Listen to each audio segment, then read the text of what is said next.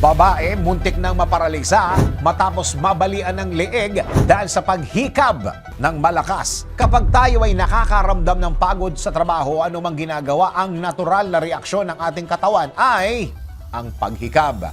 Isang simpleng reaksyon na mukha namang walang masamang epekto sa ating katawan. Pero kakaiba ang nangyari sa isang babaeng ito sa kwentong ito, kung saan ang paghikab ay nagdulot umano sa kanya ng isang malubhang injury.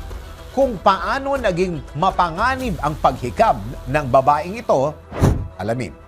Isang babae sa United Kingdom na kinilalang si Hayley Block na nooy 36 anyos ang bigla na lamang umanong isinugod sa ospital dahil sa kanyang paghikab.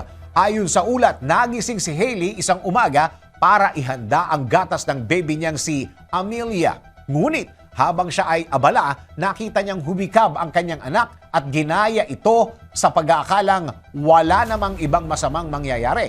Makalipas ang ilang sandali ay nakaramdam umano si Hayley na parang may electric shock na gumuguhit sa kanyang katawan. Dahilan para manigas umano ang kanyang braso at maiwang nakataas sa hangin.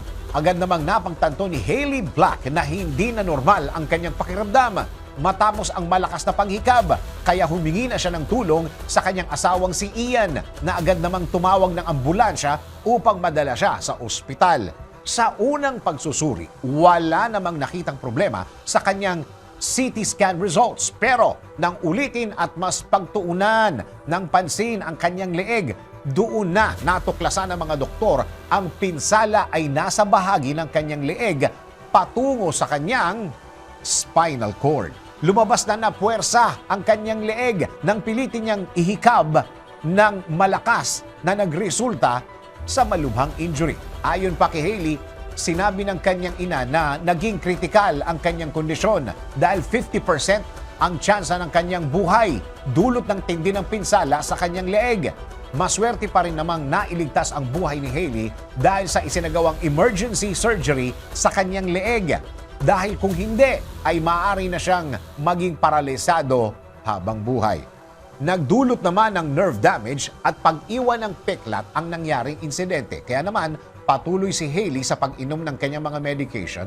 Nagpapasalamat pa rin umano si Hayley sa kabila ng nangyari dahil hindi siya nawalan ng pag-asa matapos ang 6 na buwang pamamalagi sa wheelchair. Nagsumikap siyang muling matutong maglakad at dahan-dahang maibalik ang kontrol sa kanyang sariling katawan at buhay.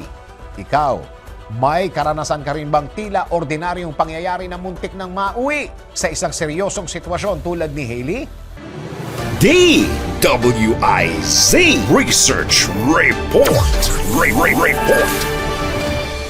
Thank you for watching. Tuloy lang ang panonood at pakikinig ng tamang balita sa DWIZ News, DWIZ News FM Regional, DWIZ News TV, Aliw Channel 23 nationwide. Mag-follow, like, subscribe at i-share ang aming mga social media accounts.